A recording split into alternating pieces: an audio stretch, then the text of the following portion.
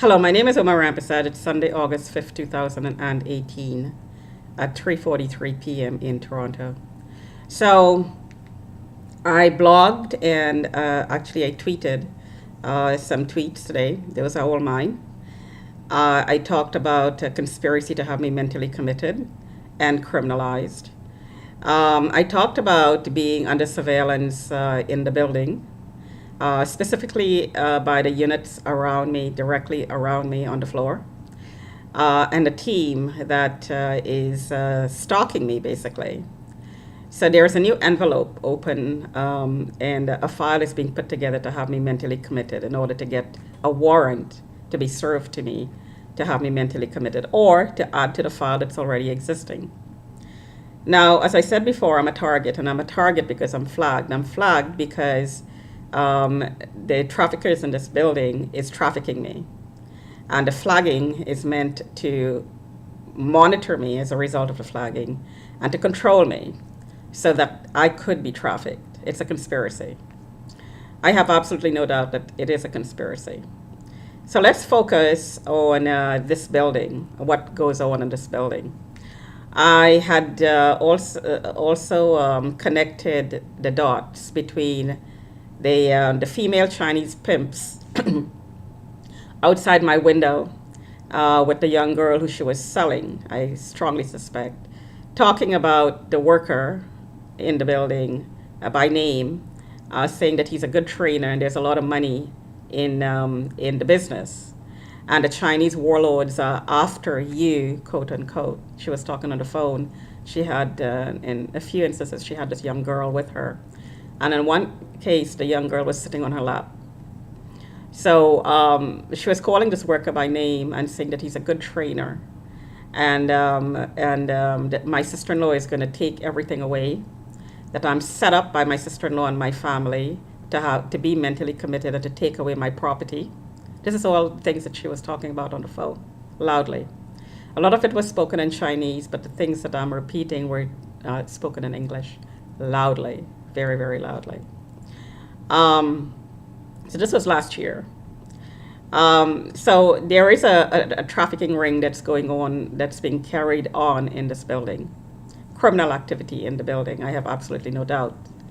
The Chinese are selling not only people like me, who's not Chinese, but they're also, I should say, the Chinese traffickers, the gangs. They're selling their own people. They're selling the young Chinese girls, basically. So I'm talking about this, so I'm being even more targeted. I was targeted initially as a cover, but now I'm targeted because I'm talking. So what the people who are doing this crime in this building is doing is infiltrating every aspect of my life.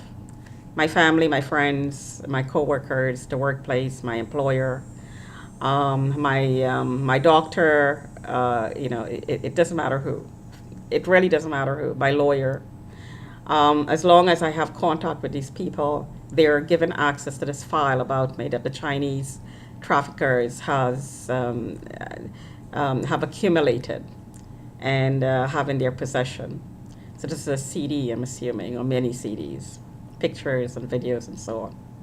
Keep in mind, because these people are criminals, they're using doubles to create evidence, quote unquote, which is really misinformation. So there are people who are looking like me who are used in videos and voiceovers as well. Voice cloning is used as well. So this file is put together and is shared with the police, and it's shared with people in the workplace, in my case. So this information is in the workplace, causing an enormous amount of harassment and stress. Another aspect of this whole thing is I'm being adjoined and espoused by strangers, complete strangers who I have absolutely nothing to do with. I have no contact, I don't know who they are. Just names are appearing on this file on the community level, I suspect, on the municipal level also, officially. And my family's part of this, but they're not telling me about it. They're harassing me about it, my family. They're harassing me about it. They're terrorizing me about it, but there's no disclosure. There would be no terrorization if there was disclosure. There would be no harassment if there was disclosure. Everything would be above board. I would know about the program I'm enrolled in, and there'd be no harassment. It'd be all above board. There'd be no reason to harass. So the fact that I'm being harassed by members of my family who are joining and espousing me, who are taking me out of the system because I'm flagged and monitoring me, sending pimps like Rick, Ranty, and all these people to check up on me and send people they know to check up on me wherever I am, to report back to them. This is terrorization, this is stalking, this is harassment, this is conspiracy to rape, conspiracy to murder. Because these gangs are using tasers, lasers, and microwaves as well. I am being stalked in the building physically. I am being stalked inside of my home as well. Through the wall technology is being used to harass me inside my home. Lasers, microwaves are being used not only to monitor me inside my home, but also to torture me inside my home. So the people who are signing me out are directly responsible for this torture. And I have a lot of evidence of the torture. I have stress-related issues. I have physical marks on my body, burn marks. I have heart problems. I have swellings and inflammation where normally there'd be none.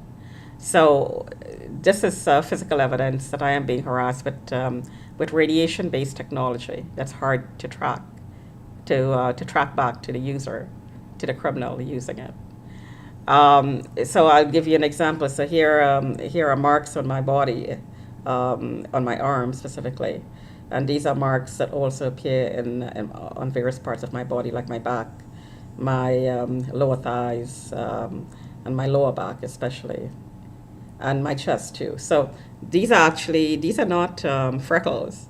These are microwave burns. I'm strongly suspecting, because they appear overnight, and during the night I would have these burning sensations on my skin. And if I were to shield myself with anything metallic, which would shield microwave technology, microwave radiation, metals will shield from radiation. These burning sensations would immediately disappear. But when I don't shield, when I'm asleep, these marks would appear overnight. Overnight, they would appear. So these are not self-inflicted wounds, because I sleep under a camera sometimes, and when I get these sensations, when the temperature around my body increases, when a microwave detector goes off, the alarm in the detector goes off, these things are recorded. This is not in my head. These are recorded incidents that I have on video. So, and given the fact that I'm also being experimented on, I believe I'm an unwitting experimentee, so experiments are being carried out as well. Because you're a target, all kinds of criminals will take advantage of you. Regular people will take advantage of you. Mentally retarded people will try to take advantage of you, never mind. So, the cops will take advantage of you, the people in the building will take advantage of you or try. Because you're a target and they could do anything and get away with it. So they do. And they are getting away with it. So why not continue? There's no reason to stop, because I am being flagged continuously, and this is going to be done until there's enough information on the books to get me behind bars or to get me mentally committed. However, when that happens, when I'm actually served the papers, because to be pulled out of my home here again would be a crime if it's done. If the community is so concerned, then they should be serving me papers. They know where I work. The cops know where I work. They know where I live. I'm tweeting all the time. They know where I am. My location is known to just about everyone, because I'm being tracked on a community level. So I could be served papers anytime. There is no need not to serve the papers. And there is also clear indications, as I'm doing here now, indicating that there is no emergency by doing this video. There is no emergency. So papers should be served. If there is such deep concerns about my mental health. There is no diagnosis of mental illness. There is, I heard that I'm split personalities, so definitely I'm not split. What happens is the instigators, the people who are taking part in the program, signing me out and trying to get something to report on me, are inciting my anger, instigating situations to get something to report on. It doesn't have to be true, just something that looks like what they're saying. Stretch things, twist things around to make it look like what they're reporting, which is obviously lies, and they're reporting criminal activity that doesn't happen. So this is what's going on here. There is no mental illness, absolutely no mental illness. Even the stress that's caused is very, very temporary because I have ways and means of dealing with it. Right now, in the workplace, there are people who are joining and espousing me, I heard. Joining me especially. They are talking about the condominium, a condominium being half theirs. They're going to share it when it's sold.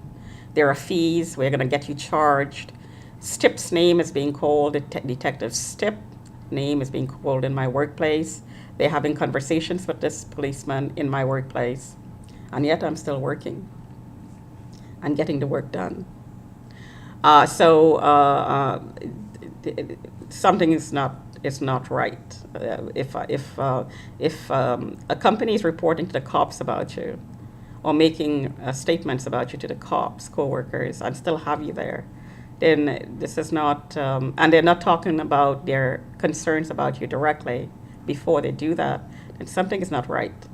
Something is not right. If their concerns are so deep, and they're saying things like they're scared of me, and they still have me there working, then this doesn't make sense. If you're scared of somebody, you wouldn't have joined them. If somebody is a prostitute, you wouldn't be joining them. You wouldn't be asking them out for dates. You wouldn't be asking them out to have lunch with you. Maybe if the person thinks you're a prostitute and asks you out for lunch, then maybe that's a form of solicitation, probably. But would you be one? And on the flip side of that, would you be, if you don't solicit prostitutes, would you want to be seen in public with one? Therefore, you wouldn't go to lunch with them. You wouldn't be joining them. If they're so scared of me, I wouldn't be working there. I heard that somebody checked my bags for weapons. There is no need to do that. I mean, feel free. I mean, my bags are open under my desk, and if anybody in the company wants to check my bags, it's perfectly free to do that. There's nothing in there other than my lunch. So this is all part of targeting. I am being targeted heavily so. To bring me down, to kick me out of the workplace, to impoverish me so I can't pay my bills, so I can be taken over. So somebody could go to the magistrate and say, she can't take care of herself, she can't pay her bills, she needs help, and I will do it. The person who does that is a pimp, because only pimps in the criminal world that I'm dealing with and I'm talking about, only pimps will want to take over their victim because they want control over the victim. They want to tell the victim what to do. They want control of their lives. So this is one way of doing that. So the person who actually go to the magistrate saying that something is wrong with me will be investigated for pimping. And that includes my sister-in-law. Because my sister-in-law, I believe, is the first pimp in my family. She's the one who actually sold me into the program, which I'm suspecting that is what happened to Rohini Besasar. She was incited to the point where she killed somebody, which I'm not condoning at all. But I'm suspecting that she was pushed and pushed and pushed and pushed and pushed, using all kinds of techniques, chips, remote technologies, physical harassment, verbal harassment, financial stress, stress from the boyfriend, who was probably a source. Probably somebody placed in her life to influence her activities in her life the way the traffickers wanted it to go. So this is how it's done. There is a pattern in victims like myself and possibly Rohini Besasar. There's a pattern that's followed. There is a system that's followed. It's a systemic breakdown of the person, a systemic bringing down of the person to put them in the business, remotely and physically. Talk to you another time.